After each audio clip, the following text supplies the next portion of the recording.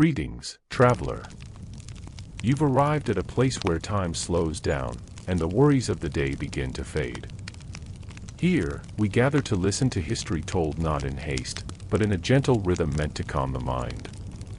Perhaps you're ready to drift into sleep, or perhaps you simply wish for quiet company tonight. Either way, I'm so glad you're here. Tell me, where are you listening from, and what time of day accompanies your journey back through the ages? And if you find these soft retellings of the past comforting, a simple tap on subscribe ensures you'll never miss another night's tale. Now, breathe deeply, rest easily, and let us step into the stories waiting just beyond the veil of memory. Close your eyes, if you wish, and let yourself drift backward through the corridors of time, past the familiar landscapes of recent centuries, beyond the classical world of Greece and Rome, further still beyond the pyramids of Egypt, until we arrive at the very cradle of civilization itself. Here, between two rivers whose names have echoed through millennia, humanity first learned to write its dreams into clay, to build cities that touched the heavens, and to ask the eternal questions that still occupy our hearts today. This is Mesopotamia, the land between the rivers, where the story of human civilization truly begins. Picture, if you will, a landscape that seems at first glance inhospitable to human flourishing. The sun beats down mercilessly on flat plains that stretch to the horizon in every direction, broken only by the occasional palm tree or distant hill. The earth here is not the rich, dark soil of river valleys you might imagine, but light brown clay that bakes hard as stone in the summer heat and turns to sticky mud during the brief rainy season. Yet through this austere landscape flow two great rivers, the Tigris and Euphrates, their waters carrying life itself from the mountains of Anatolia in the north down to the Persian Gulf in the south. These rivers were unpredictable, not like the gentle, reliable flooding of the Nile, but wild and capricious, sometimes bringing devastating floods that swept away entire villages, other times withholding their blessing and leaving the land parched and barren. It was in this challenging environment, around 10,000 years ago, that something remarkable began to happen. Small bands of hunter-gatherers who had roamed these lands for countless generations started to settle down, to plant seeds deliberately rather than simply gathering what grew wild, to domesticate the sheep and goats and cattle that had once been only prey.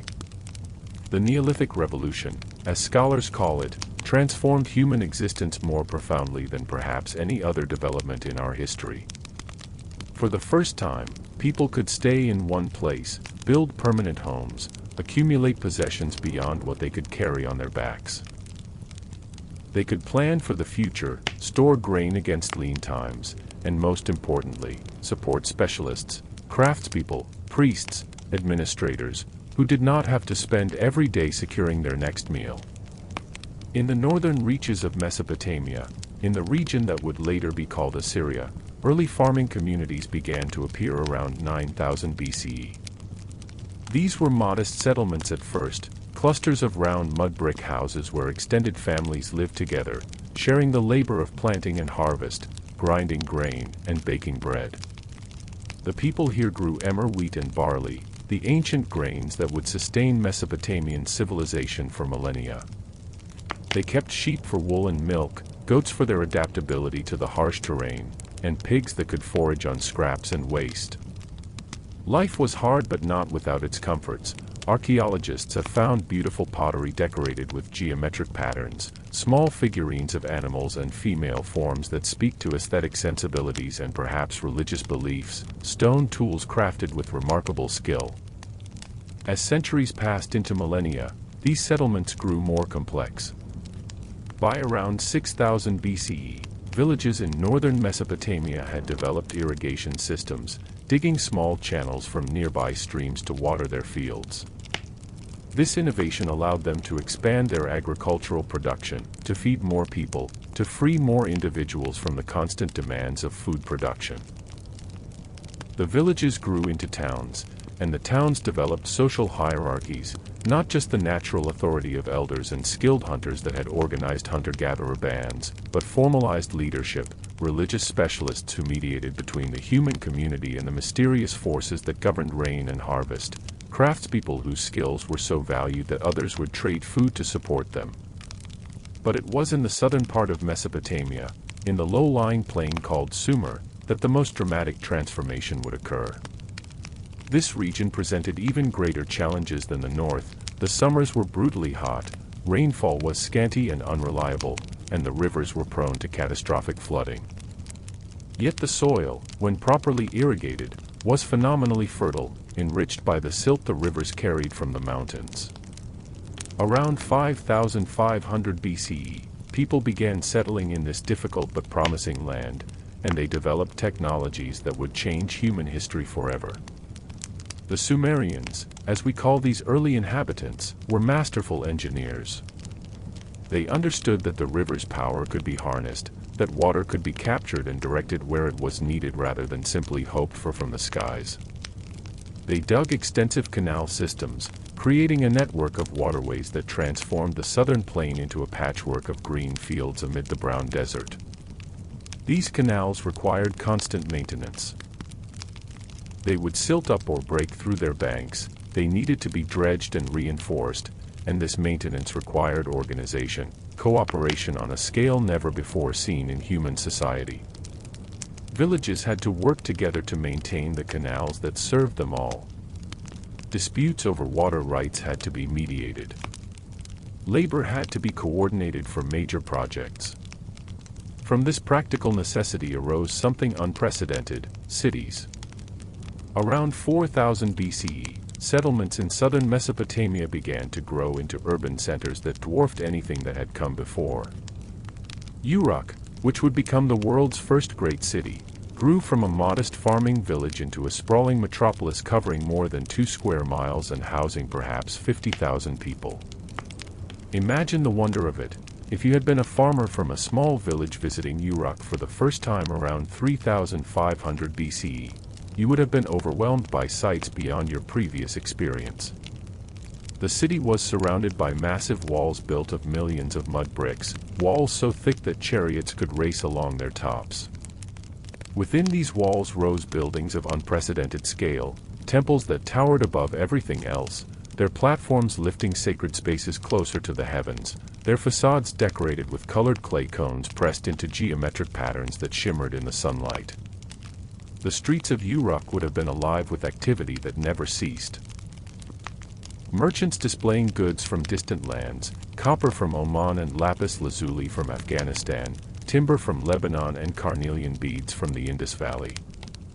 Craftspeople worked in specialized workshops, potters shaping vessels on the newly invented wheel, metal workers casting tools and weapons in bronze, weavers creating textiles from the wool of vast flocks of sheep. There were brewers making beer from barley, the drink that was safer than water and would become the standard beverage of Mesopotamian civilization. There were bakers producing bread in dozens of varieties.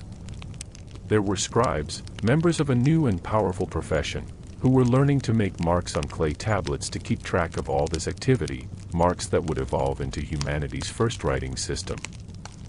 This invention of writing, which emerged around 3200 BCE, was perhaps the most consequential development in human history.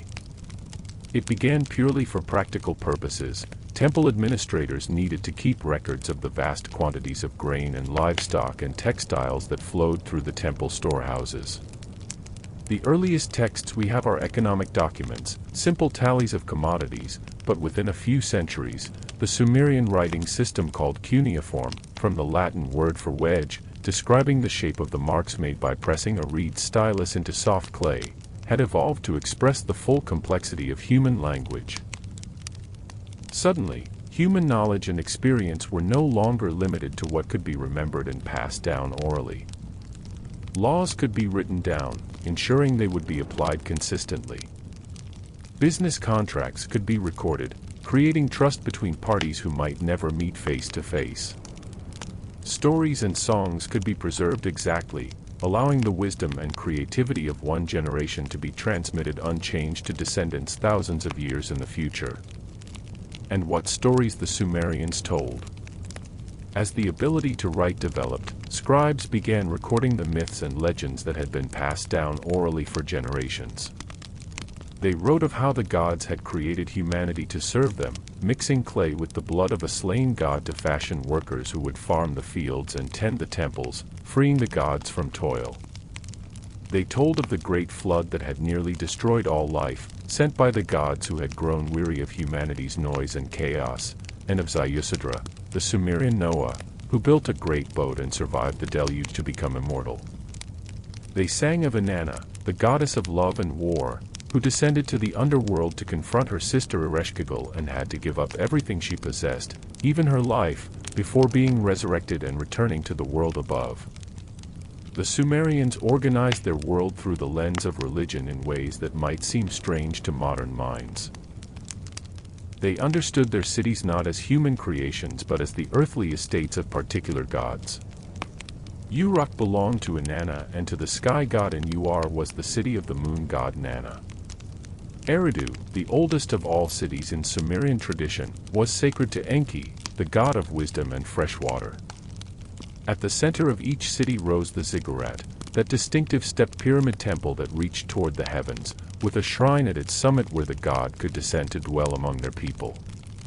The ziggurat was more than just a place of worship, it was the axis around which the entire city revolved, the meeting point between heaven and earth, the place where divine will was made known to humanity through priests who interpreted omens and dreams. These cities were not unified under a single ruler in these early centuries. Instead, Sumer was a landscape of city-states, each independent and often competing with its neighbors for resources and prestige. Uruk vied with Ur, Lagash contested with Umma over access to irrigation channels, Kish claimed supremacy based on its ancient heritage. The rulers of these cities bore the title Ensi or Lugal, steward and king, respectively, and they walked a delicate line between religious and secular authority. They were chosen by the gods, or so they claimed, appointed to serve as the gods' representatives on earth, but they also had to maintain the loyalty of their citizens through military success, efficient administration, and lavish building projects that demonstrated their city's prosperity and power.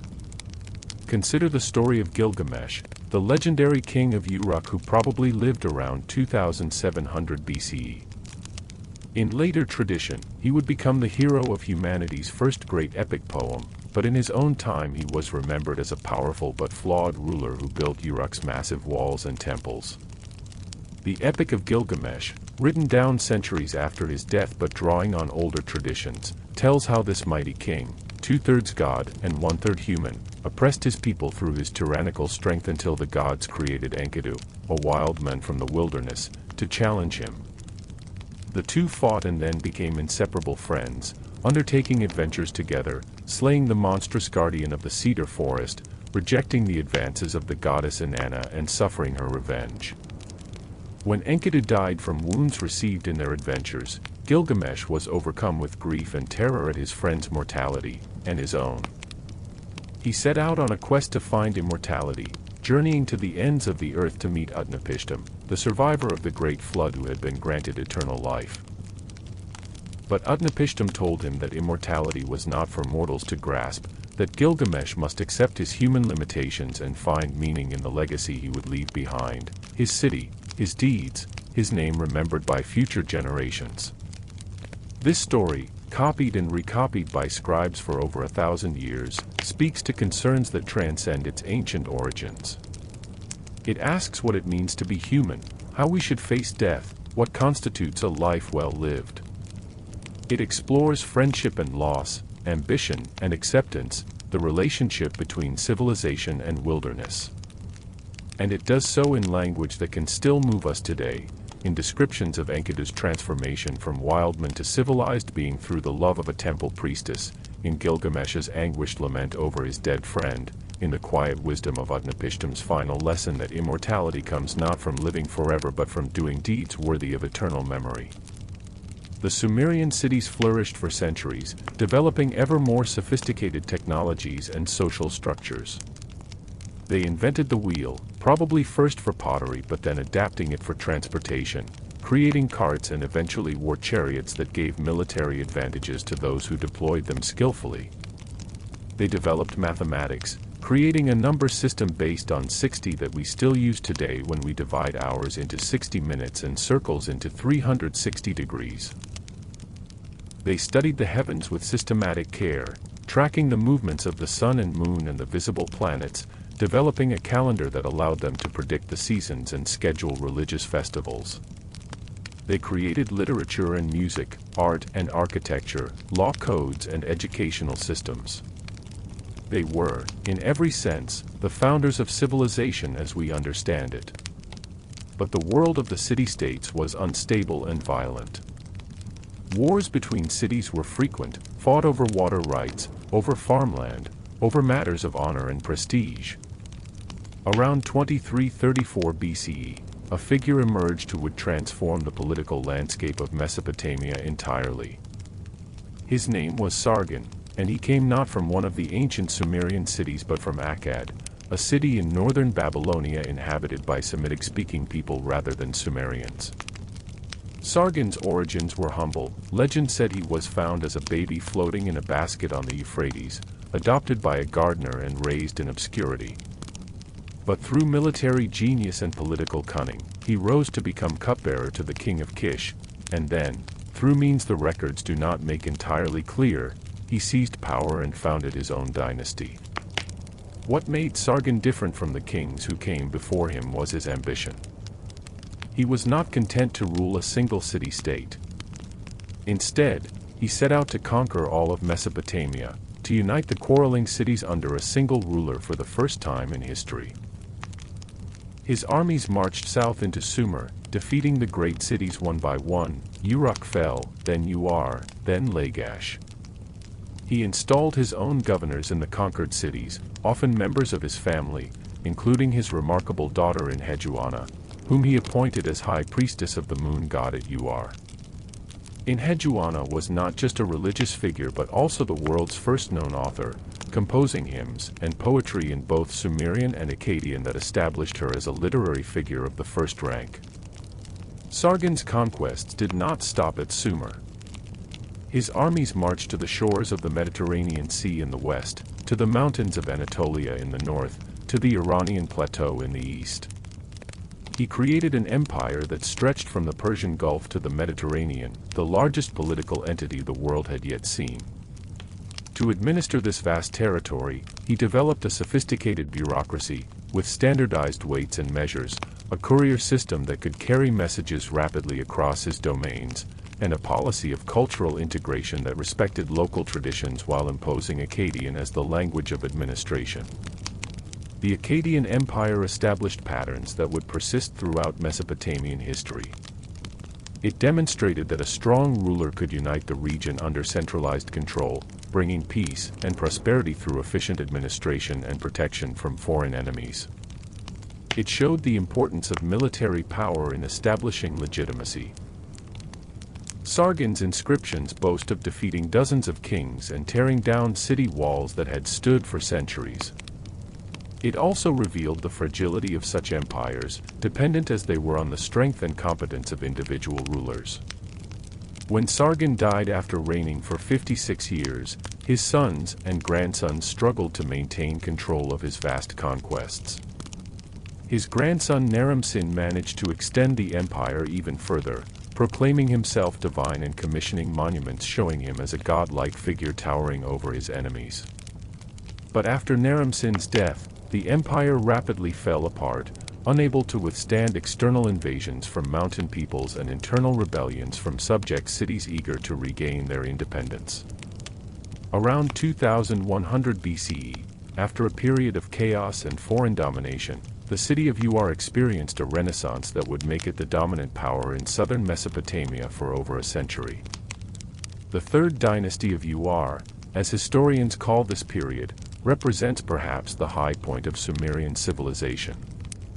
The kings of Uar, beginning with Uar-Nammu and continuing through his son Shulgi and later rulers, controlled a territory almost as extensive as Sargon's empire, but they governed it very differently.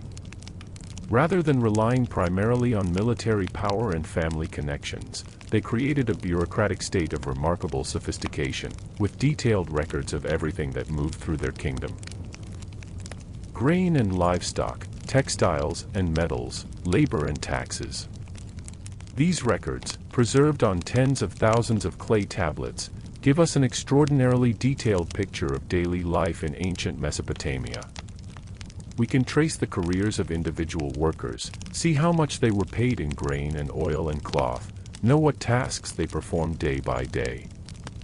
We can read the accounts of merchants who traveled to distant lands, bringing back exotic goods and returning with locally produced textiles and agricultural products. We can see how temples managed vast estates with thousands of workers, how they distributed rations to their employees, how they organized labor for major building projects. It is a level of documentary evidence that we don't have again until much later in history, and it reveals a society of enormous complexity and sophistication. Uarnamu and his successors were great builders. They renovated the ancient ziggurats of Sumerian cities, covering them with fired brick and creating dramatic monuments that dominated the landscape. The ziggurat at Ur, dedicated to the moon god Nana, still stands today, its massive bulk rising from the desert sands, its three terraces connected by monumental stairways, its summit once crowned with a blue-glazed temple that has long since vanished. Standing before this ancient structure, you can almost hear the chants of priests climbing its stairs in solemn procession, feel the weight of millennia of worship, sense the connection between earth and heaven that the ziggurat was meant to embody. But the third dynasty of Ur is perhaps most famous for something less tangible than its monuments, its legal code. Uarnamu's law code, written around 2100 BCE, is the oldest complete legal document we possess, predating the more famous Code of Hammurabi by 3 centuries. It begins with a prologue describing how the king established justice in the land, protecting widows and orphans, ensuring that the strong did not oppress the weak. Then it proceeds to list specific laws and their penalties, ranging from murder to property disputes to family law.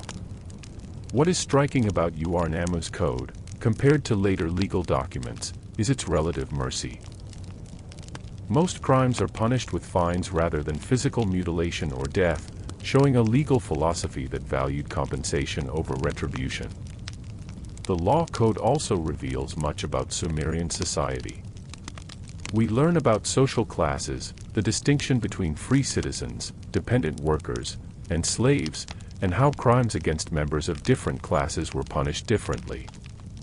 We learn about marriage practices, including the payment of bride price and the conditions under which divorce was possible. We learn about property rights, including the rights of women to own and inherit property in some circumstances.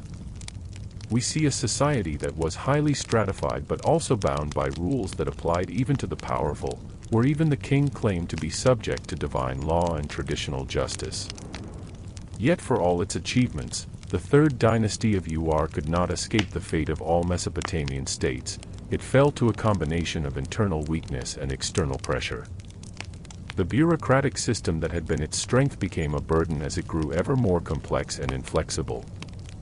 The economy strained under the weight of supporting vast numbers of administrators and temple workers.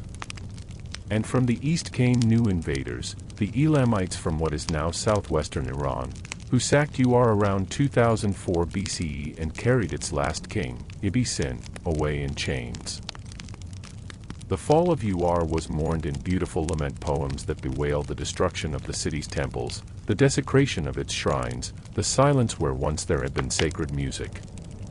These laments were copied and recopied for centuries, performed ritually to commemorate not just Ur's fall but the universal experience of loss and destruction that is part of the human condition. After Ur's fall, Mesopotamia entered another period of political fragmentation, with various cities competing for dominance. But gradually, a new power center emerged, Babylon, a city on the Euphrates River in central Mesopotamia that had been relatively minor in earlier periods. Under its sixth king, Hammurabi, who reigned from 1792 to 1750 BCE, Babylon would not only dominate Mesopotamia politically but also become so culturally significant that the entire southern region would be known as Babylonia for the rest of ancient history. Hammurabi came to power as ruler of a modest city-state, but through a combination of diplomatic skill, military prowess, and strategic patience, he gradually expanded his control until he ruled all of southern and central Mesopotamia.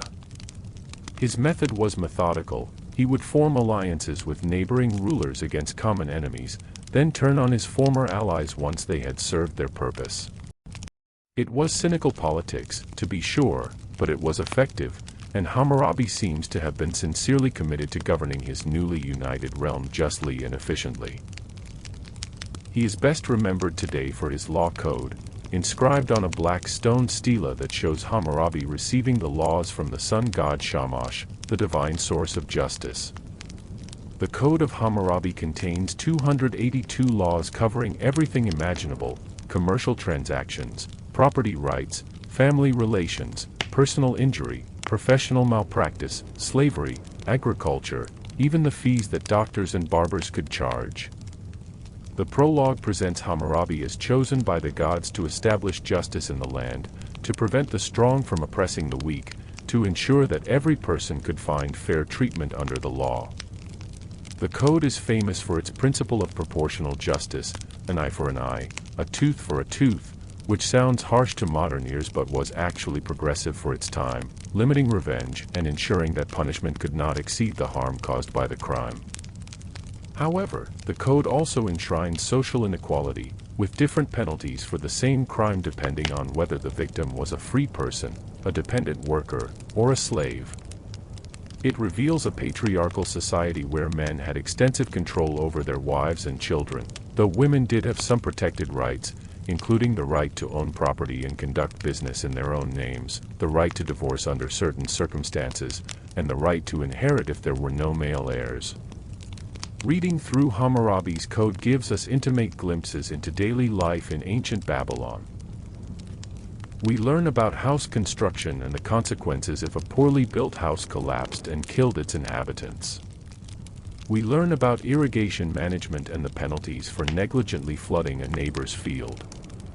We learn about the practice of medicine and surgery, with detailed provisions about surgical fees and the terrible consequences for surgeons if their patients died or were maimed. We learn about the price of slaves, the wages of laborers, the cost of renting boats or oxen or agricultural land. It is as if we are looking through a window directly into the concerns and conflicts of ordinary people living 38 centuries ago. But Hammurabi was more than just a lawgiver. His letters, preserved on clay tablets, show him as a hands-on administrator who involved himself in the minutiae of governance, ordering canal repairs, settling disputes between officials, ensuring that taxes were collected fairly, making certain that religious festivals were properly celebrated. He corresponded with his governors throughout his realm, checking their reports, giving detailed instructions, occasionally reprimanding them for negligence or overreach. His letters also show us something of his personality. He was pious, consulting oracles before major decisions, generous to temples, but also pragmatic and sometimes ruthless when necessary to maintain his authority. Under Hammurabi, Babylon became not just a political capital but a cultural and religious center of the first importance. The city's patron god, Marduk, was elevated to the head of the Mesopotamian pantheon through the composition of a new creation myth, the Enuma Elish, which told how Marduk had defeated the primordial chaos monster Tiamat and created the world from her corpse. This myth served both religious and political purposes, explaining the origin of the cosmos while also justifying Babylon's supremacy among Mesopotamian cities. After all, if Marduk was king of the gods, it was only fitting that his city should rule over all others. The Babylonian creation story is worth pausing over, for it represents one of humanity's earliest attempts to explain existence itself. In the beginning, the myth tells us, there was only the mingling of fresh water and salt water, personified as the gods Apsu and Tiamat. From their union came the first generation of gods, who were noisy and disturbing to their parents. Apsu decided to destroy his children so he could sleep in peace, but his plot was discovered, and he was killed by the clever god Ea, Tiamat, enraged by her husband's death, created an army of monsters and appointed the god Kingu as her champion. The younger gods were terrified and turned to Marduk, who agreed to fight Tiamat but demanded to be made king of the gods in return. In the great battle that followed, Marduk defeated Tiamat, split her body in two to create heaven and earth, and then formed humanity from the blood of Kingu, the captured rebel god, so that humans could serve the gods and free them from labor. This myth spoke to deep Mesopotamian beliefs about humanity's place in the cosmos. People existed to serve the gods, working their fields and maintaining their temples, offering sacrifices and prayers. In return, the gods provided for human needs, sending rain, ensuring fertility, protecting cities from enemies. It was a transactional relationship but also one of genuine devotion, with elaborate rituals designed to keep the gods content and the universe functioning properly. The great temples were understood as the gods' actual houses, with the cult statue representing the gods' presence on earth. Each morning, temple priests would wake the statue, offer it breakfast, dress it in fine clothes, and entertain it with music. It might seem like empty ceremony to us, but for the Mesopotamians, these rituals maintained cosmic order, ensuring that the sun would rise, that the rivers would flow, that chaos would not overwhelm creation. After Hammurabi's death, his empire gradually weakened, unable to withstand the centrifugal forces that constantly threatened Mesopotamian unity. New peoples were moving into the region, drawn by its wealth and fertile lands. The Kassites, arriving from the Zagros Mountains, would eventually establish a dynasty in Babylon that would rule for over 4 centuries, though with diminished power and prestige. In the north, the Hurrians created the powerful kingdom of Mitanni, which controlled much of Upper Mesopotamia and competed with Egypt for influence in Syria. And beyond Mesopotamia's borders, new powers were rising that would eventually transform the entire ancient Near East. But before we follow the political narrative into these later periods, let us pause to consider what daily life was actually like for ordinary people in ancient Mesopotamia, for the vast majority who left no monuments, wrote no inscriptions, yet whose labor sustained the great cities and whose beliefs shaped the culture we've been describing. The documentary evidence, contracts, letters, administrative records, allows us to reconstruct their world with surprising detail. Most people in ancient Mesopotamia were farmers, living in villages surrounded by fields that they cultivated using irrigation agriculture. Their houses were built of mud brick, the same material used for palaces and temples but on a much more modest scale. A typical house might have 5 or 6 rooms arranged around a central courtyard open to the sky, where much of the household's work would be done during the warm months. The walls were thick, providing insulation against both the summer heat and the occasional winter cold. Windows were small and high, admitting light while maintaining privacy and keeping out the worst of the sun. The floors were packed earth or sometimes fired brick for wealthier families. Furnishings were simple: reed mats for sitting and sleeping, wooden chests for storage, ceramic vessels for cooking and storage. The agricultural year revolved around the rhythm of the seasons, though in southern Mesopotamia this rhythm was determined less by rainfall than by the irrigation regime and the river's flooding patterns. Barley was the staple crop, more tolerant of the slightly saline conditions that irrigation could create than wheat, though wheat was also grown and preferred for making bread. The harvest came in late spring, and it was a time of intense labor, with entire families working in the fields to cut the grain before it could be damaged by the searing summer heat. After harvest came threshing, separating the grain from the chaff by having oxen trample it or by beating it with flails. Then winnowing, tossing the grain into the air so the wind would blow away the lighter chaff while the heavier kernels fell back to the ground.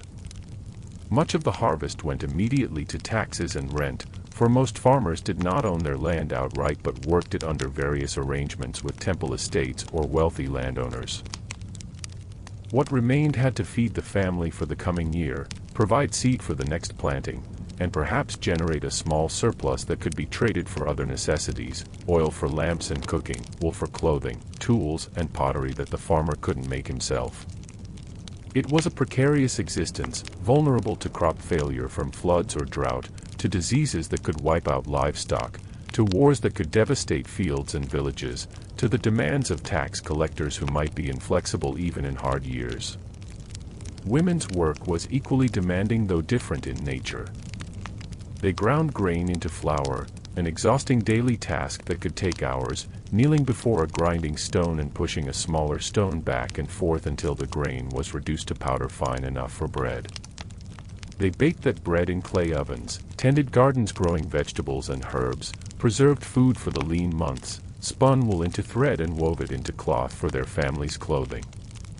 They bore and raised children, cared for the sick and elderly, managed the household economy.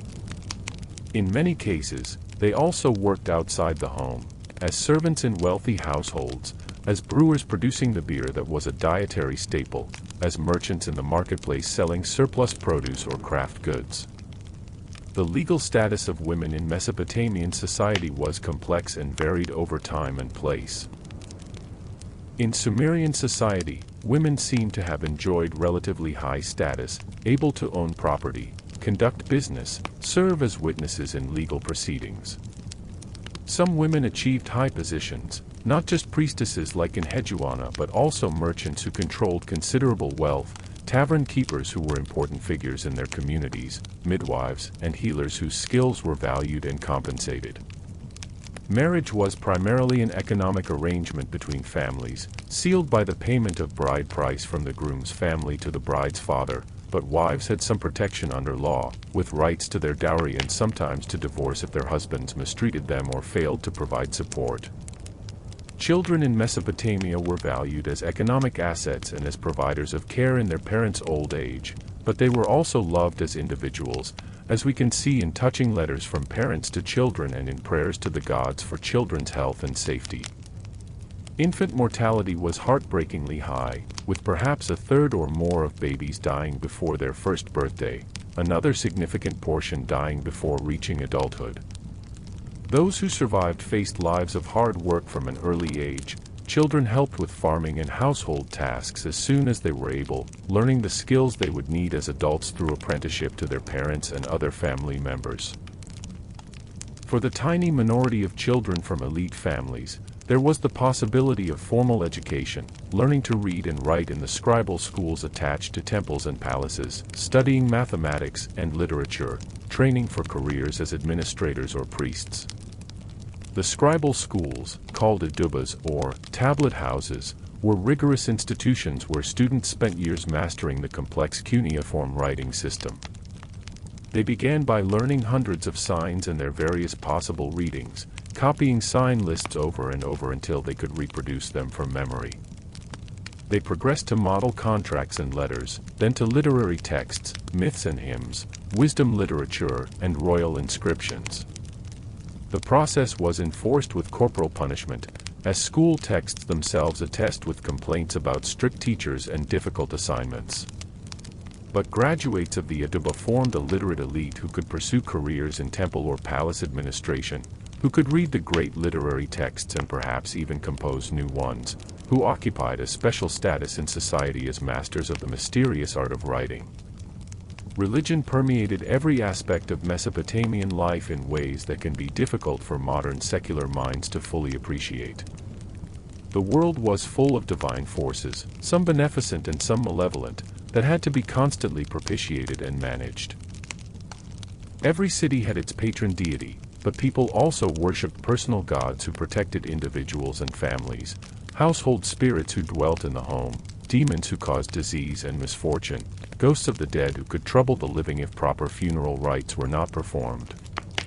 Temple rituals maintained cosmic order on the grand scale, but individuals also engaged in constant small acts of piety, offering prayers and small sacrifices, consulting omens before important decisions, wearing amulets to ward off evil, reciting incantations to cure illness or ensure success in business.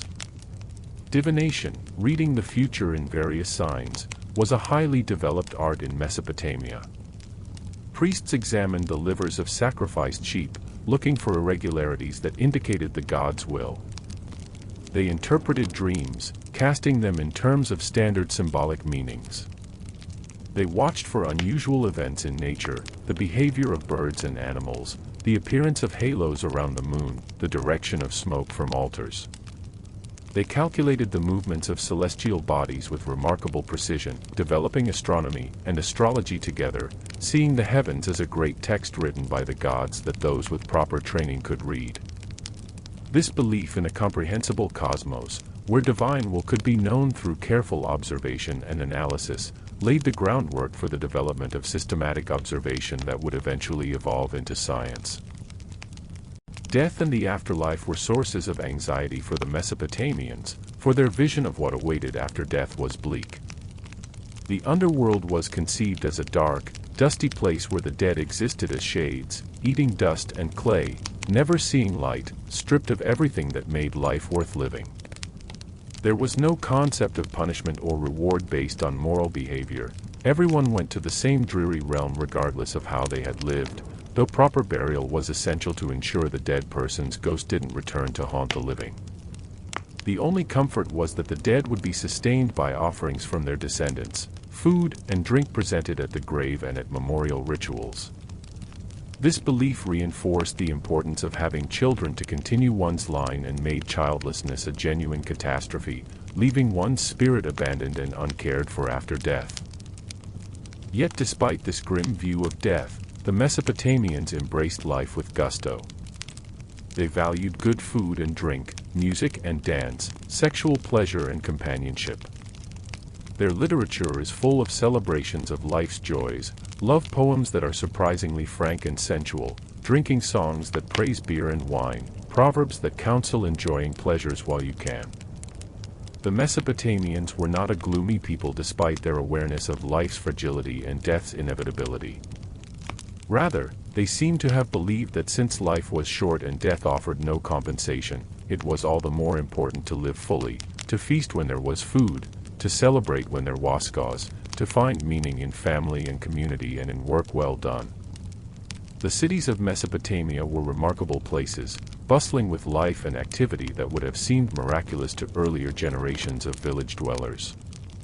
Babylon at its height covered over 2,000 acres within its massive walls, making it one of the largest cities in the ancient world. Walking through its streets, you would have been overwhelmed by the density and diversity of human experience concentrated in one place. The main processional way, paved with limestone and decorated with glazed brick reliefs of lions and dragons, led from the main gate to the Temple of Marduk at the city's heart. Along this route passed religious processions during the great festivals, with priests carrying the statues of gods, musicians playing harps and lyres, singers chanting hymns, the king himself participating in rituals that renewed his mandate to rule and ensured the city's prosperity for another year. But most of the city consisted of narrow, winding streets lined with houses that presented blank walls to the street, their life turned inward to private courtyards. These residential quarters were organized by profession and ethnicity. There was a street of bakers, a quarter where foreign merchants lodged, neighborhoods where particular craft guilds concentrated. The marketplace was a cacophony of voices, merchants calling out their wares, customers haggling over prices, animals bleating and lowing, the ring of bronze on bronze from metalworkers' shops, the rhythmic thump of looms from weavers' stalls. The smells would have been intense, baking bread and roasting meat, spices from distant lands, the acrid smell of tanning leather, human and animal waste in the streets, incense from nearby temples, the earthy smell of newly fired pottery.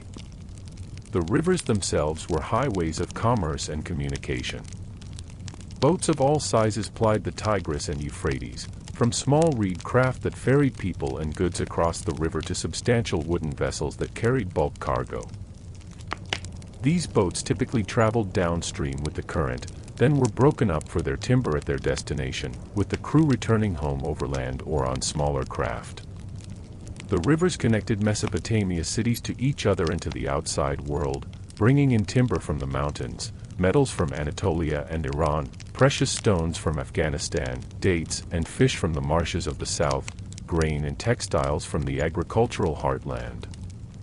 Trade was the lifeblood of Mesopotamian civilization, for the region was poor in many essential resources. There was no native timber suitable for building, no stone for sculpture, no metals for tools and weapons. All these had to be imported, paid for by exporting the products of Mesopotamia's advanced agriculture and sophisticated craft industries. Mesopotamian textiles were renowned throughout the ancient Near East, made from the wool of vast flocks of sheep and dyed in brilliant colors. Metal workers created intricate jewelry and vessels from imported copper and tin and silver and gold. Scribes provided a service that was in demand wherever written contracts and records were needed. This trade created connections that spanned the ancient world. Mesopotamian goods reached the Indus Valley in modern Pakistan, where a sophisticated urban civilization flourished during the 3rd and 2nd millennia BCE. Lapis lazuli from the mountains of Afghanistan was worked in Mesopotamian workshops into cylinder seals, those small carved stones that were rolled across clay to leave an impression that served as a signature. Tin from as far away as Afghanistan or perhaps even Cornwall in Britain was combined with copper to make bronze, the alloy that gave its name to an entire age and that made possible stronger tools and deadlier weapons than pure copper could provide. Yet for all its connections to distant lands, Mesopotamian civilization remained vulnerable to disruption from outside forces.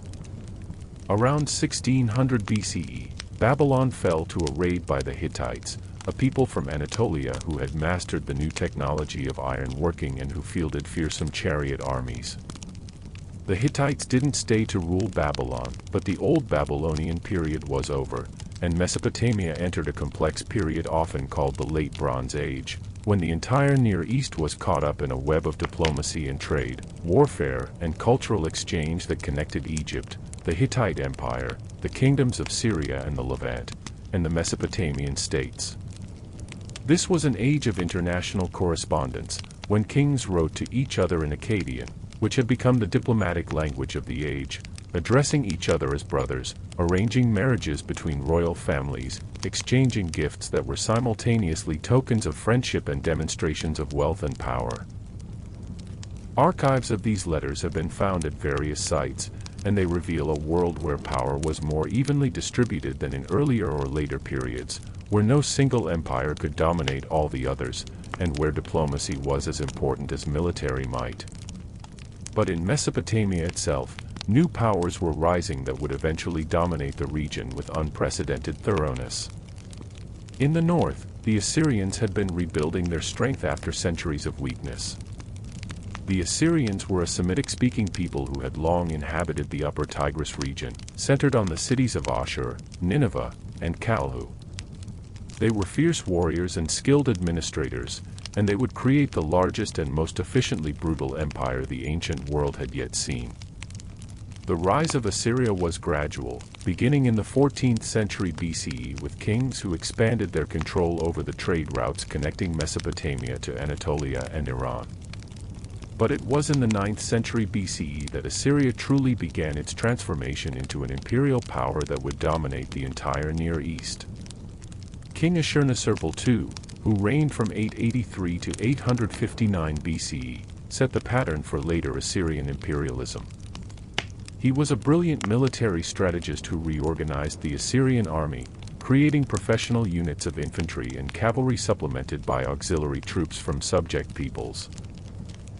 He was also ruthlessly cruel, as his own inscriptions boast, describing in graphic detail how he flayed rebellious rulers alive, impaled captives on stakes, cut off hands and ears and noses, burned captured cities and sowed their fields with salt. This brutality was not mindless savagery but calculated policy. The Assyrians understood that fear was as effective as military force in maintaining control over subject peoples, perhaps more so. If cities knew that rebellion would bring utter destruction, they would be more likely to submit peacefully and pay their tribute without resistance. The Assyrians also pioneered the policy of mass deportation, moving entire populations from their homelands to distant regions of the empire. This broke up potentially rebellious groups, provided labor for agricultural and building projects, and demonstrated the king's absolute power over his subjects' lives.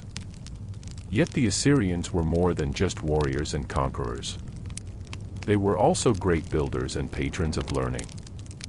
Ashurnasirpal II created a new capital at Kalhu, constructing a magnificent palace decorated with stone reliefs showing scenes of royal hunts and military campaigns, images of divine beings protecting the king, depictions of tribute bearers bringing exotic goods from every corner of the empire.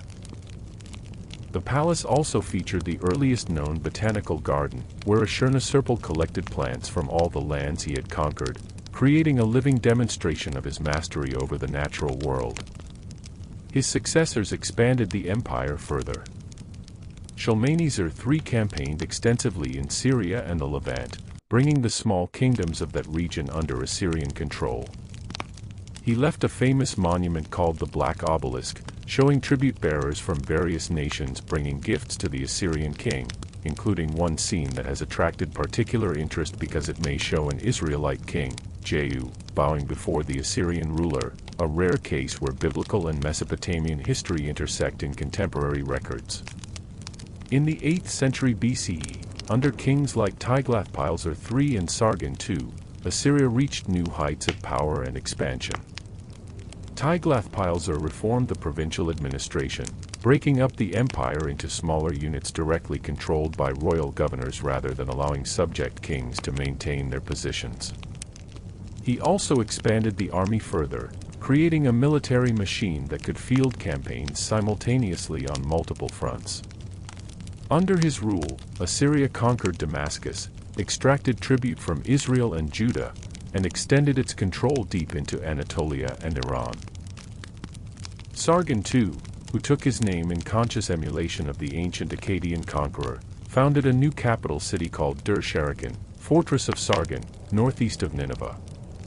The city was built from scratch on virgin soil, with massive walls, elaborate gates guarded by winged bulls with human heads, those iconic symbols of Assyrian power, and a palace that covered 25 acres. The palace walls were covered with relief sculptures and inscriptions describing Sargon's conquests and accomplishments, his piety toward the gods, and his care for his people. He boasts of defeating enemies in all directions, of bringing order to chaos, of ensuring prosperity and justice throughout his realm.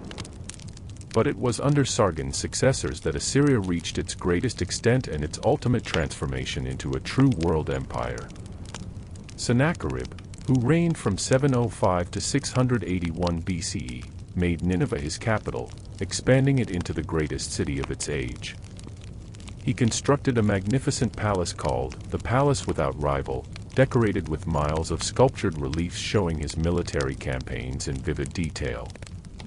He built massive walls around the city, 15 gates, elaborate water systems that brought fresh water from mountain springs miles away, and gardens that may have been the famous Hanging Gardens later misattributed to Babylon by Greek writers.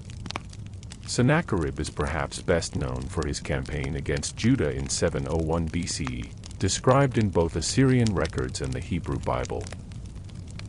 The Assyrian annals tell how Sennacherib besieged Jerusalem, trapping King Hezekiah like a bird in a cage, though notably they don't claim to have captured the city. The biblical account in Kings describes how the Assyrian army was destroyed by divine intervention, with an angel of the Lord striking down 185,000 Assyrian soldiers in a single night. Modern scholars debate what actually happened. Perhaps a plague struck the Assyrian camp, or perhaps Hezekiah simply paid enormous tribute that satisfied Sennacherib without the need for an assault on the heavily fortified capital. Whatever the truth, Jerusalem survived when many other cities did not, and this escape would shape Jewish theology for centuries, reinforcing the belief that God specially protected his chosen city and people. Sennacherib met a violent end, murdered by his own sons in 681 BCE. His son Esarhaddon succeeded him and proved to be an effective ruler, conquering Egypt in 671 BCE and bringing the empire to its greatest territorial extent, stretching from the Persian Gulf to the Mediterranean and from the mountains of Armenia to the deserts of Upper Egypt. But managing such a vast empire strained even Assyria's efficient administrative apparatus, and subject peoples constantly sought to break free from the heavy burden of Assyrian rule. Esarhaddon's son Ashurbanipal, who reigned from 668 to 627 BCE, is remembered not only as the last great Assyrian king but also as one of history's great patrons of learning. he assembled in his palace at Nineveh a vast library of cuneiform tablets, collecting texts from throughout Mesopotamia, literature and religious texts, scientific and medical treatises, historical records and royal inscriptions, omens and incantations, dictionaries and grammars. His agents scoured the empire seeking out rare texts, copying them and bringing them to Nineveh, where royal scribes made additional copies and organized them systematically. This library, rediscovered by archaeologists in the 19th century, has been invaluable for our understanding of Mesopotamian civilization.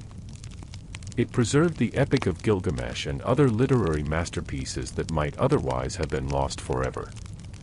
It contained the flood story that has such striking parallels to the biblical account. It held the myths and legends, the hymns and prayers, the wisdom literature and practical manuals that give us such a vivid picture of how the Mesopotamians understood their world.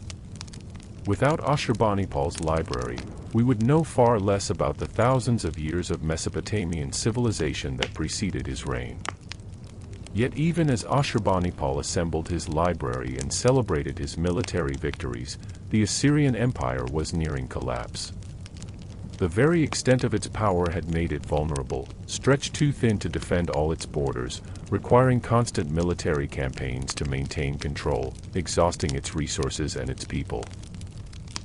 Subject peoples chafed under Assyrian rule, waiting for any sign of weakness to rebel.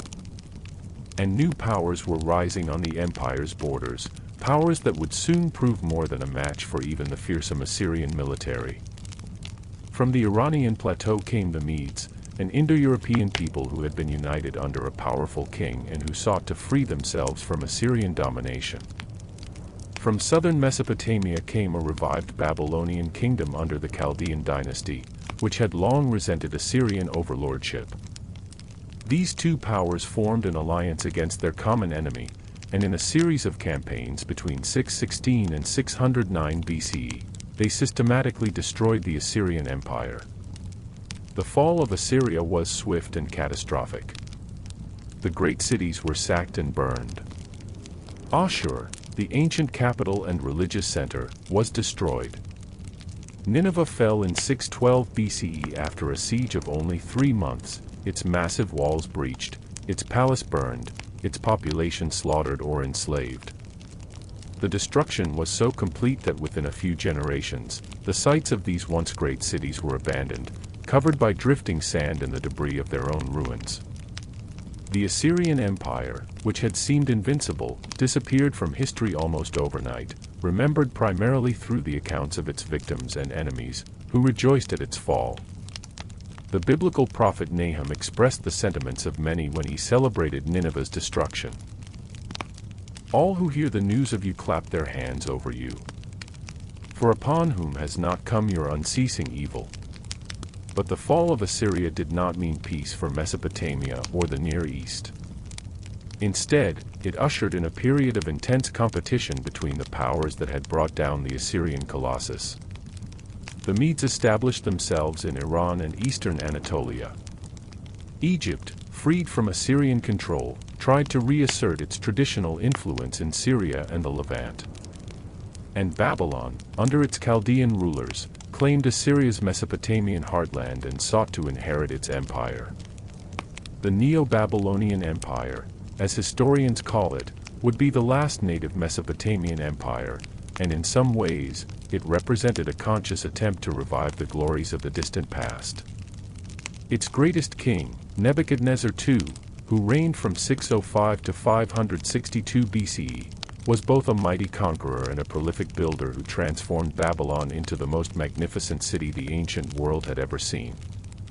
Under his rule, Babylon covered nearly 3,000 acres within its double walls, making it larger than any previous Mesopotamian city.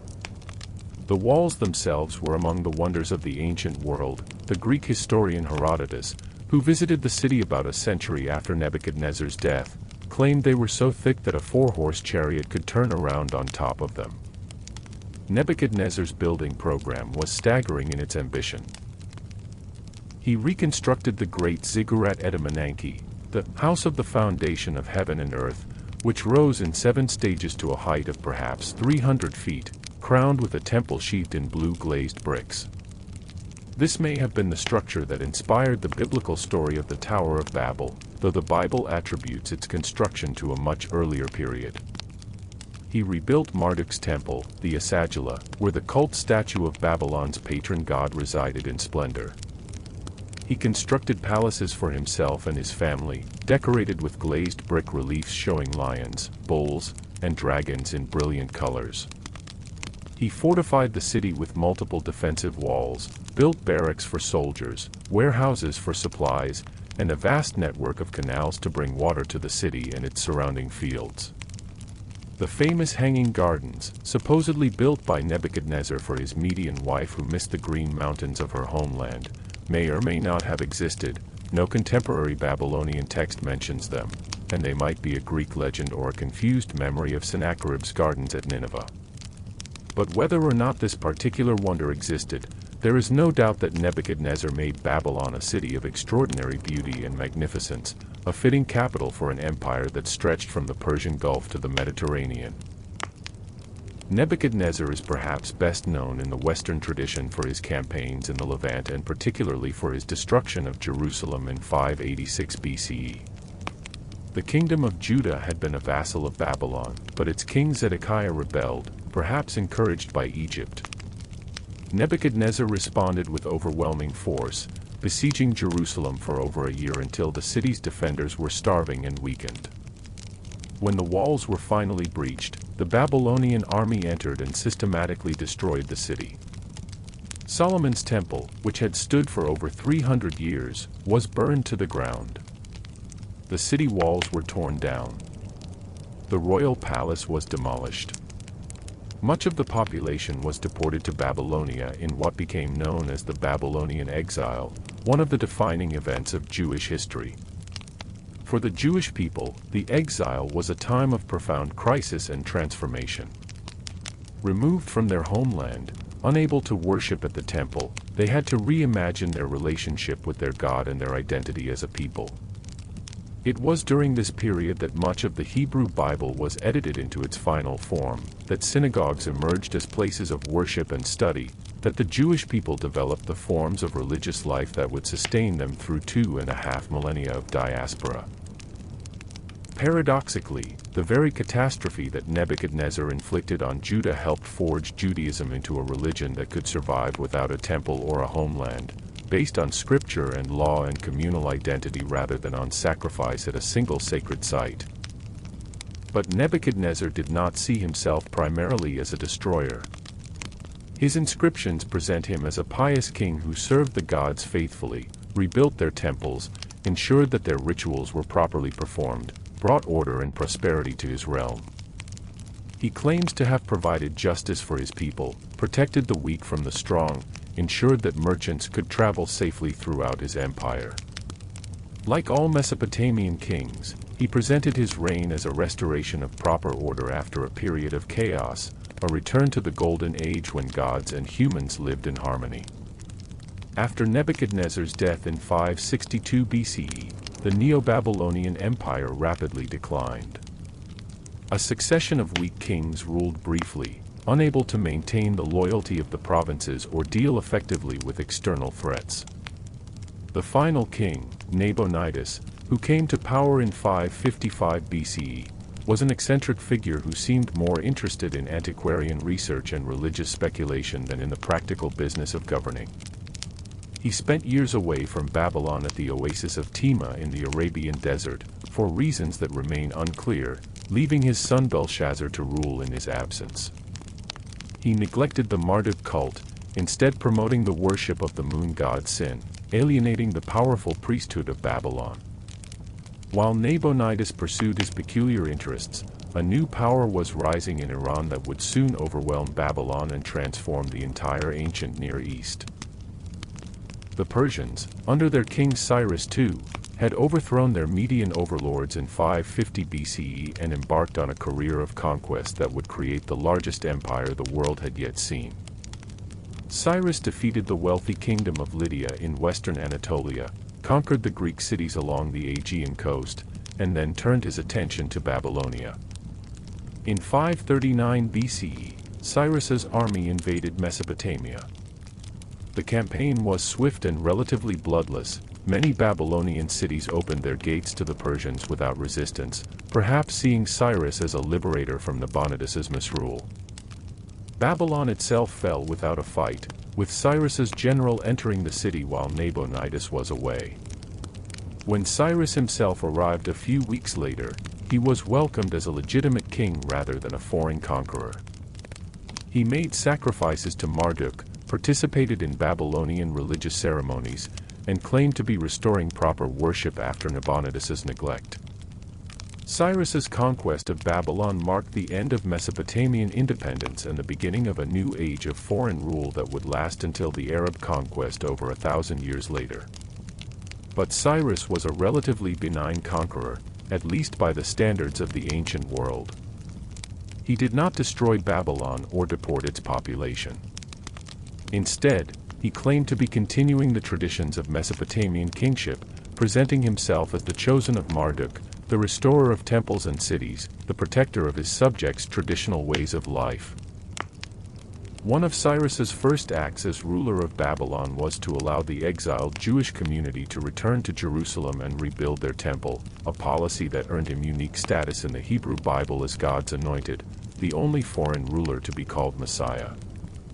This policy reflected Cyrus's general approach to ruling his diverse empire. He respected local traditions and religions, allowed subject peoples substantial autonomy in their internal affairs, and generally sought to rule through consent and cooptation rather than through terror and destruction.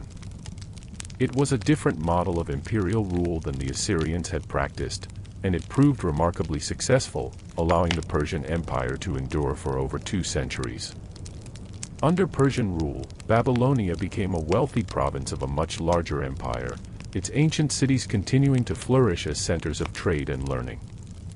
Cuneiform writing continued to be used for business and administrative purposes, and scribes continued to copy literary texts and astronomical observations. The great temples remained centers of religious and economic activity, managing vast estates and engaging in banking and commercial operations. Babylonian priests continued to study the heavens, developing increasingly sophisticated astronomical theories and mathematical models that influenced later Greek astronomy. But Mesopotamia was no longer the political or cultural center of the Near East. That role had shifted to Persia, and later it would shift to the Greek world after Alexander the Great conquered the Persian Empire in 331 BCE. Alexander visited Babylon and was impressed by its grandeur, planning to make it one of the capitals of his empire and ordering the reconstruction of the great ziggurat that had fallen into disrepair. But he died in Babylon in 323 BCE before his plans could be realized, and his empire immediately fragmented as his generals fought over the succession. Babylonia fell to Seleucus, one of Alexander's commanders, who founded the Seleucid dynasty that would rule much of the Near East for centuries. The Seleucids founded new cities throughout their realm, including Seleucia on the Tigris not far from Babylon, and these new Greek cities gradually eclipsed the ancient Mesopotamian urban centers. Babylon itself slowly declined, its population drifting away to newer cities, its temples falling into ruin, its canals silting up. The last known cuneiform text was written in 75 CE, by which time the ancient writing system had become a curiosity known only to a few traditional priests, and even they would soon forget it entirely.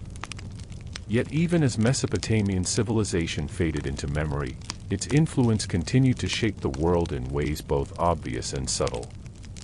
The Babylonian mathematical system, based on the number 60, gave us our division of hours into 60 minutes and minutes into 60 seconds, our division of circles into 360 degrees. Babylonian astronomy, with its careful observations and mathematical predictions, influenced Greek astronomy and through it the development of modern science. The legal principles first articulated in Hammurabi's code, that laws should be written down and publicly known, that justice should be based on evidence rather than power, that even kings are subject to law, became foundational to Western legal tradition. The Mesopotamian literary tradition influenced cultures far beyond its original boundaries. The Epic of Gilgamesh shared motifs with Homer's epics, the wise companion who dies, the journey to the underworld, the flood story. The creation myths of Babylon influenced Hebrew cosmology, visible in the similarities between the biblical creation account and the Enuma Elish. The Mesopotamian concept of law as divine gift, with the king as mediator between gods and humans, shaped political thought throughout the ancient world. Even the alphabet you're reading these words in has its ultimate origin in Mesopotamia, though it traveled through many transformations, from Mesopotamian cuneiform to Phoenician script to Greek and Latin letters, before reaching its present form. And beyond these tangible inheritances, there is something less easily quantified but perhaps more profound, the very idea of civilization itself, the understanding that humans can consciously shape their environment and organize their societies according to rational principles. The Mesopotamians invented the city, that concentrated form of human habitation that makes possible specialization and innovation, art and learning. They invented writing, that technology which allows human knowledge to transcend individual memory and accumulate across generations. They invented the concept of law as a systematic code rather than just traditional custom. They invented bureaucracy, that much maligned but essential tool for coordinating large-scale human activities. They invented education, creating schools where knowledge was formally transmitted from teacher to student. In doing all these things, they created the template for civilization that has been followed, with variations, ever since. But let us not romanticize the Mesopotamians or their accomplishments. Their civilization was built on inequality, with slaves and dependent workers supporting a small elite. Their empires were sustained by violence and exploitation, with subject peoples crushed under the burden of tribute and forced labor. Their cities, for all their magnificence, were crowded and unsanitary by modern standards, places where disease could spread rapidly, where fire was a constant danger, where the poor lived in misery while the rich enjoyed luxury. Their justice, though advanced for its time, was harsh, with corporal punishment and death sentences for offenses we would consider minor. Their treatment of women, though varying by period and region, generally restricted female autonomy and enforced male dominance. Yet we must also recognize that the Mesopotamians lived in a world very different from ours, facing challenges we can barely imagine. They had to create civilization from scratch, with no models to follow, no accumulated knowledge to draw upon. They had to figure out how to feed large populations in a harsh environment, how to organize complex societies without modern communications or transportation, how to create order and stability in a world that seemed constantly on the edge of chaos. They had to make sense of their existence using only the limited observations and reasoning tools available to them, creating myths and religions that explained their world and gave meaning to their lives. They had to face death and suffering without the consolations of modern medicine or the promise of eternal reward that later religions would offer. In all of this, they showed remarkable creativity, intelligence, and resilience. They built great cities in the desert, created art of haunting beauty, composed literature that still speaks to the human condition, developed technologies and ideas that shaped all subsequent civilizations. They asked the fundamental questions about existence, meaning, justice, and mortality that humans still grapple with today. And they left behind, in their clay tablets and brick ruins, a record of their struggles and achievements that allows us, thousands of years later, to glimpse their world and to recognize in them our own humanity reflected back across the centuries. As you lie there in the darkness, perhaps drifting towards sleep, consider that the people of ancient Mesopotamia also lay in darkness, looking up at the same stars you see tonight, though unclouded by the light pollution of modern cities. They saw in those stars the gods who shaped their destiny, patterns and meanings that gave order to the chaos of existence. They told stories to their children about heroes and monsters, about the creation of the world and the Great Flood, about love and loss and the search for immortality. They worried about their families, about whether the harvest would be good, about whether they were pleasing to the gods, about what would happen after death. They fell in love and had their hearts broken, felt joy and sorrow, hope and despair, all the emotions that make us human. The Mesopotamians created civilization not because they were fundamentally different from earlier humans, but because circumstances pushed them to find new ways of organizing their lives and because they had the intelligence and creativity to respond to those challenges. In doing so, they transformed human existence, creating new possibilities and new problems that we are still dealing with today. Every time you read words on a page, you are using a technology they invented. Every time you look at a clock, you are using their mathematical system. Every time you think about justice and law, you are engaging with concepts they first articulated. Every time you visit a city or work in an organization or participate in an economy based on written contracts, you are living in a world they made possible. But perhaps their greatest gift to us is simply their story, preserved against all odds in clay tablets buried for millennia in the ruins of their cities. These tablets allow us to hear their voices speaking across time, telling us how they lived, what they believed, what they dreamed of and feared. They remind us that civilization is not something natural or inevitable, but something created by human effort, something that must be constantly maintained and renewed or it will collapse back into chaos. They show us that every achievement has its cost, every advance its unintended consequences, every solution its new problems. The Mesopotamians would not recognize our world, with its technology and complexity that would seem like magic to them. Yet they would understand our fundamental concerns, the desire for security and prosperity, the search for meaning and purpose, the love of family and community, the fear of death and the unknown. They would recognize in us their own distant descendants, carrying forward the project of civilization they began, still struggling with the same basic questions about how to live together in organized societies, how to balance individual freedom with collective needs, how to create justice and order in a world that often seems chaotic and unfair. And perhaps, in learning their story, we gain perspective on our own moment in history. We live in a time of unprecedented change and challenges, when it often seems that the old certainties are crumbling and the future is uncertain. It helps to remember that others have faced similar moments, that civilizations have risen and fallen before, that humans have repeatedly had to reinvent their societies and ways of life in response to changing circumstances.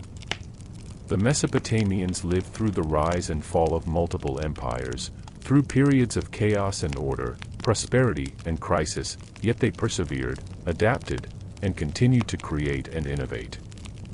Their example reminds us that humans are remarkably resilient and creative when facing challenges, that despair is premature, that the story is not yet over.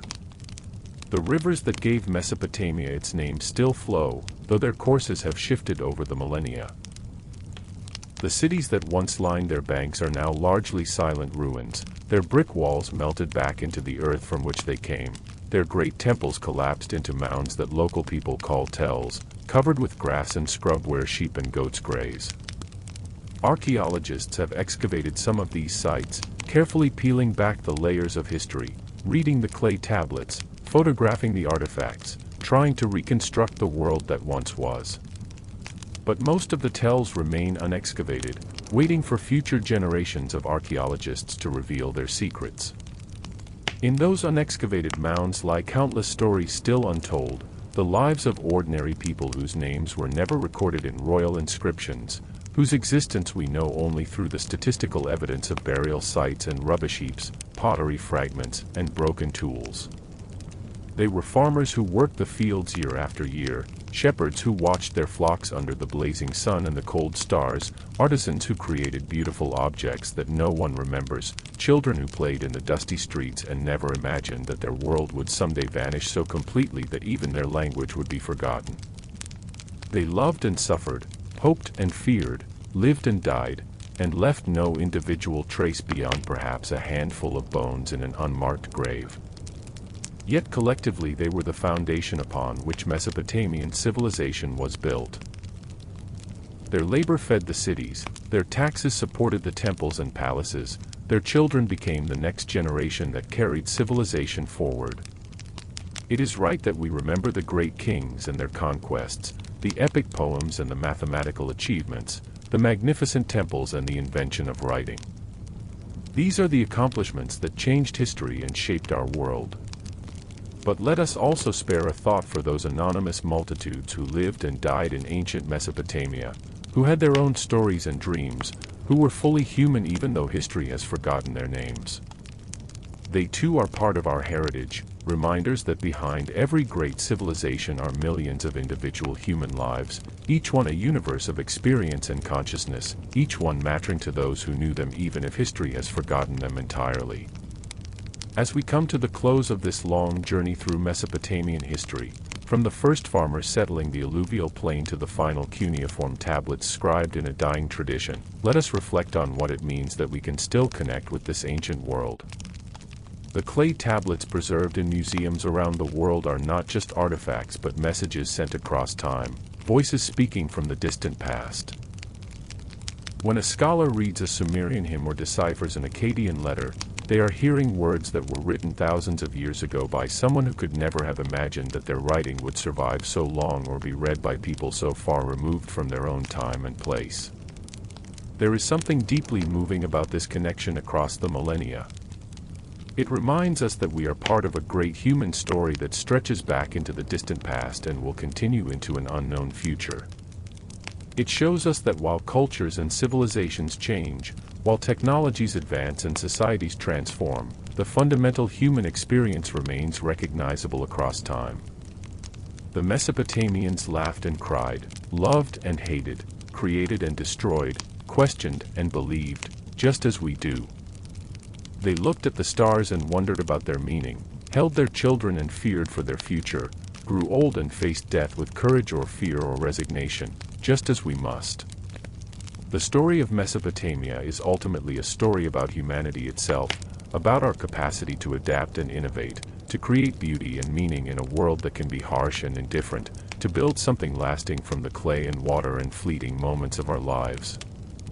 It is a story about our failings too. Our capacity for cruelty and violence, our tendency to create hierarchies that oppress the weak for the benefit of the strong, our habit of exhausting resources and degrading environments in pursuit of short-term gains. But it is also a story of remarkable achievements, of humans rising above immediate survival concerns to create art and literature, science and philosophy, to ask big questions about existence and meaning, to build civilizations that, for all their flaws, represented genuine advances in human welfare and capability. As you drift off to sleep tonight, let your mind carry some small fragment of this ancient world with it into your dreams. Perhaps you will dream of walking through the streets of Uruk in its glory days, seeing the great ziggurat rising toward the sky, hearing the babble of languages in the marketplace, smelling the bread baking and the incense burning in the temples. Perhaps you will dream of sailing down the Euphrates in a reed boat, watching the sun set over the palm groves, seeing the lights of distant cities reflected in the dark water. Perhaps you will dream of sitting in a scribe's school, painstakingly pressing cuneiform signs into soft clay, learning to write the ancient words that connect you to thousands of years of tradition. Perhaps you will dream of standing on the walls of Babylon, looking out over the greatest city of the ancient world, feeling yourself at the center of civilization, the place where earth and heaven meet. Or perhaps you will dream of something simpler, a family gathering for a meal at the end of a long day's work, sharing bread and beer and laughter, telling old stories that everyone knows but never tires of hearing. A young couple meeting by moonlight, speaking in whispers, planning a future together despite all the obstacles they face. An old person sitting outside their house as evening falls, watching children play in the street, remembering their own childhood now so distant it seems like another life, feeling the bittersweet mixture of contentment and melancholy that comes with age. These ordinary moments, repeated millions of times across thousands of years, are as much a part of Mesopotamian history as the great kings and their battles, and perhaps in the end, they matter more, for they are the texture of lived experience, the actual substance of human life beneath all the grand narratives of empire and conquest. The Mesopotamians understood something important about time and memory. They believed that to be forgotten was a kind of second death, more final than the physical death that merely sent one's spirit to the underworld. To have one's name remembered, to have one's deeds recorded in lasting form, to live on in the memory of future generations. This was the only immortality available to mortals. This is why they carved their names into stone and pressed them into clay, why they built monuments meant to last forever, why they told stories that would be repeated long after the original tellers had died. And in a sense, they succeeded. We do remember them, though not always by name. We remember Gilgamesh and his quest for immortality, even if we're not sure whether he was a real person or a legendary figure. We remember Hammurabi and his code of laws. We remember Sargon of Akkad and his unprecedented empire. We remember Ashurbanipal and his great library. These names have echoed through the centuries, carried forward by the very technology of writing that the Mesopotamians invented. But we also remember the unnamed thousands who made Mesopotamian civilization possible, the farmers and shepherds, the potters and weavers, the soldiers and scribes, the mothers and fathers who raised the next generation and taught them the skills and values they would need to carry civilization forward. There is a poignancy to the end of Mesopotamian civilization, the slow decline as the ancient cities were abandoned and the old knowledge forgotten. For over 3,000 years, scribes had been writing in cuneiform, an unbroken tradition stretching back to the very beginning of writing. Then, gradually, the tradition faded as Aramaic and later Greek became the dominant languages of the region, as new alphabetic scripts replaced the cumbersome cuneiform system. The last generations of cuneiform scribes must have known they were the end of something ancient and important, the final link in a chain stretching back to the dawn of history. When the last one died, taking with him the ability to read the old texts, it was as if a door had closed on an entire world. For centuries after, the ruins of Mesopotamian cities lay silent under the sun, their bricks slowly eroding, their tablets buried under wind-blown sand and accumulated debris. Travelers might see the great mounds and wonder what they were, but local tradition had forgotten, and the tablets that could have told the story were unreadable even if anyone found them. The memory of Mesopotamia survived only in garbled form, in biblical accounts that remembered Babylon as a place of exile, Nineveh as the wicked city that God had destroyed, the Tower of Babel as a symbol of human pride. Greek and Roman writers preserved some information, but it was often confused and mixed with legend. For well over 1,000 years, the actual history of Mesopotamia was lost, buried in tells that looked like natural hills, encrypted in a script that no one could read. Then, in the 19th century, European archaeologists and scholars began the long process of recovering this lost world. They excavated the tells, finding the ruins of palaces and temples. They collected the clay tablets, thousands upon thousands of them, covered with wedge-shaped marks that clearly represented some form of writing but were utterly mysterious. And gradually, through brilliant detective work and patient scholarship, they learned to read cuneiform again, to understand Sumerian and Akkadian, to piece together the history and literature and daily life of ancient Mesopotamia. It was like finding a vast library that had been sealed for millennia, like hearing voices that had been silent for thousands of years suddenly speaking again. The decipherment of cuneiform was one of the great intellectual achievements of the 19th century, opening up an entire lost world and pushing back the boundaries of known history by thousands of years. Suddenly, scholars could read the actual words of Hammurabi's laws, not just vague summaries preserved in later sources. They could read the Epic of Gilgamesh in the language it was composed in, hear the actual words the ancient poets had crafted. They could read the business contracts and personal letters, the astronomical observations and mathematical tablets, the hymns and prayers and wisdom literature of a civilization that had been forgotten for centuries. And what they found was both familiar and strange. The Mesopotamians were recognizably human, they had the same emotions, faced similar problems, asked comparable questions to people throughout history. Yet their assumptions about the world were very different from ours. They lived in a cosmos populated by gods who directly intervened in human affairs, where omens and divination could reveal the future, where magic was real and effective. They accepted social hierarchies and inequality as natural and inevitable, ordained by the gods. They had no concept of progress in the modern sense, believing instead that the world had declined from a golden age in the distant past. Yet they also showed a rationality and empiricism that we can recognize and respect. Their mathematics was sophisticated and practical, designed to solve real-world problems of measurement and calculation. Their astronomy was based on careful observation and accurate record-keeping over many centuries. Their law codes attempted to establish consistent rules and fair procedures rather than allowing disputes to be settled by force. Their administration was remarkably well organized, with detailed records and systematic procedures for managing complex economies. In these ways, they anticipated aspects of modern civilization, showing that rationality and systematic thinking are not modern inventions but capabilities humans have always possessed when circumstances encouraged their development. The story of Mesopotamia also reminds us that civilization is fragile, that it must be constantly maintained and can collapse surprisingly quickly when conditions change. The great cities that took centuries to build were sometimes destroyed in a matter of days. The irrigation systems that sustained them required constant maintenance or they would silt up and fail.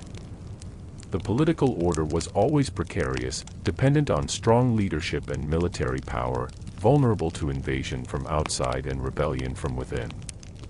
Even the knowledge preserved in writing could be lost if there was no one to teach the next generation how to read. This fragility should concern us, for our own civilization, despite its impressive technologies and global reach, is not immune to collapse. We face challenges the Mesopotamians never imagined: climate change, nuclear weapons, ecological degradation on a global scale, alongside familiar challenges of inequality, conflict, and the difficulty of organizing large-scale cooperation. The Mesopotamian example suggests both hope and warning. Hope, because humans have repeatedly shown the capacity to create sophisticated civilizations and to recover from catastrophic collapses. Warning, because those collapses happened, because civilizations that seemed permanent vanished, because knowledge painstakingly accumulated over centuries was lost. But let us end not on a note of anxiety about the future but with appreciation for what the Mesopotamians achieved and what they have given us. They showed that humans are not merely creatures of biological drives but beings capable of creating meaning, beauty, and order. They demonstrated that we can consciously shape our environment and organize our societies according to principles of justice and efficiency. They proved that we can accumulate knowledge across generations, building on the achievements of our ancestors to reach new levels of understanding and capability. Most fundamentally, perhaps, they showed that humans are storytelling creatures who need narratives to make sense of our experience, who create myths and histories to explain where we came from and where we're going, who find meaning and purpose through connection to something larger than our individual lives. The Epic of Gilgamesh is ultimately about this search for meaning in the face of mortality, about accepting our human limitations while still striving to achieve something lasting. It speaks to concerns that are timeless because they are rooted in the human condition itself. As this story draws to a close, and as you prepare to release consciousness and drift into sleep, carry with you this knowledge: you are the heir of the Mesopotamians and all the generations that came after them. The world you inhabit, with all its complexity and sophistication, was built on foundations they laid. The writing you use to record your thoughts, the mathematics you use to calculate and measure, the laws that govern your society, the cities you live in, the schools you attended. All these have roots that trace back to ancient Mesopotamia and the revolution in human affairs that began there when people first settled the land between the rivers. You are connected to those ancient farmers who first learned to irrigate the desert and make it bloom. You are connected to the scribes who invented writing and the poets who composed the first literature. You are connected to the astronomers who mapped the heavens and the mathematicians who developed geometry and algebra. You are connected to the kings who built empires and the common people whose labor supported them. You are connected to everyone who lived and loved and struggled in ancient Mesopotamia, for you share with them a common humanity that transcends the millennia that separate you. And perhaps, thousands of years from now, people will look back on our time with the same mixture of fascination and incomprehension that we feel when we study ancient Mesopotamia. They will marvel at our technologies and wonder at our assumptions. They will try to piece together our lives from the artifacts we leave behind. They will recognize themselves in us, seeing in our struggles and achievements a reflection of their own humanity. And they will feel, as we do when we read a Sumerian hymn or decipher an Akkadian letter, that connection across time that makes us all part of one long human story. The night is deep now, and the ancient world we have visited together recedes into the distance, becoming once again what it has been for thousands of years, a memory preserved in clay and stone, in the ruins of cities and the pages of books, in the minds of those who study and remember. But it is a living memory, not dead history, for it continues to shape our world and our understanding of what it means to be human. The Mesopotamians still speak to us if we are willing to listen, still teach us if we are willing to learn, still inspire us with their achievements and caution us with their failures. Rest now, and let these ancient stories become part of your dreams. Let yourself drift through the streets of Uruk, sail down the Euphrates, climb the ziggurats, listen to the hymns in languages no living person speaks natively, see the faces of people long dead but fully alive in memory. The borders between past and present, waking and sleeping, history and dream grow thin in these quiet hours. The ancient world is always there, just beneath the surface, waiting to be remembered, ready to teach those who seek to learn from it.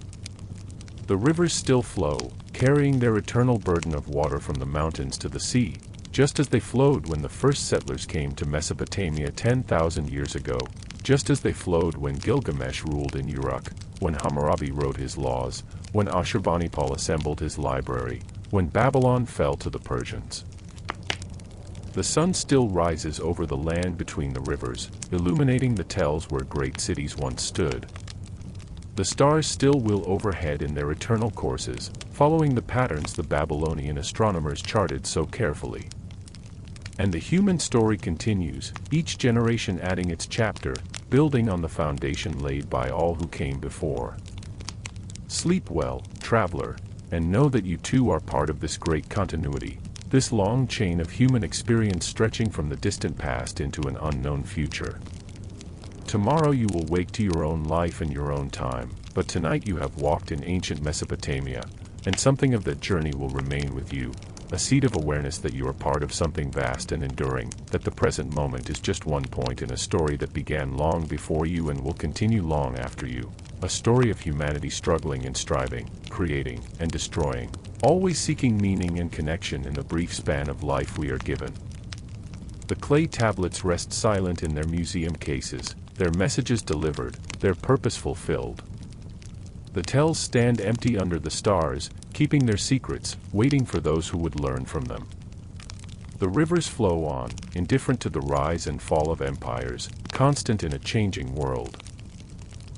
And you, heir to this ancient tradition, carrier of the spark of consciousness that has passed through countless generations, drift now into sleep, into dreams, into the deep rest that all humans need and all humans share, from the earliest farmers in Mesopotamia to yourself tonight in your own time and place. Rest peacefully in the knowledge that you are remembered, as the Mesopotamians are remembered, as all people who have lived are remembered in some sense, part of the great web of human existence that connects us all across time and space. The story goes on, always changing, always the same, and you have played your part today and will play it again tomorrow. But for now, let it all go, the concerns and anxieties, the plans and worries, the weight of consciousness itself. Sink into the darkness that the Mesopotamians also knew, that all humans have known, the darkness of sleep and rest, the darkness from which we emerge renewed, ready to face another day, to continue the human journey that began so long ago in the land between the rivers. Sleep comes, soft as the drifting sand that buried the ancient cities, gentle as the water flowing eternally to the sea. The story is told, the tale is finished, and nothing remains but rest and dreams and the quiet knowledge that we are all connected, all part of the same human story, all heirs to the wisdom and folly of those who came before us. The Mesopotamians sleep in the earth, their cities fall into dust, their empires vanished like morning mist, but their achievements live on in everything we are and do. And southwest we close this long night's journey through Mesopotamian history, this exploration of humanity's first civilization and all it created and all it taught us. The voices from ancient Mesopotamia have spoken once more, telling their stories, sharing their wisdom, reminding us of where we came from and perhaps offering some guidance about where we might go. May their memory continue to inspire and instruct, may their stories continue to resonate, may their example of human creativity and resilience continue to encourage us in our own struggles and challenges. Good night, traveler. Rest well. Dream of ancient cities and eternal rivers, of clay tablets and ziggurats, of the first dawn of civilization and the long journey that has brought us to this present moment. And when you wake, carry with you some small fragment of this ancient wisdom, some appreciation for the deep roots of human civilization, some connection to the countless generations who have walked this earth before you and made possible the world you inhabit. The Mesopotamians live on in you, as you will live on in those who come after, and the story continues, always changing, always enduring, the great human story of which we are all a part. Sleep now. The history is told, the tale complete, and the night wraps you in its ancient comfort, the same darkness that covered Mesopotamia, the same stars that shone on Babylon, the same eternal present moment that is all we ever truly have. Rest, and in resting, connect with all who have rested before you, all who have sought peace at the end of the day, all who have surrendered to sleep's gentle embrace.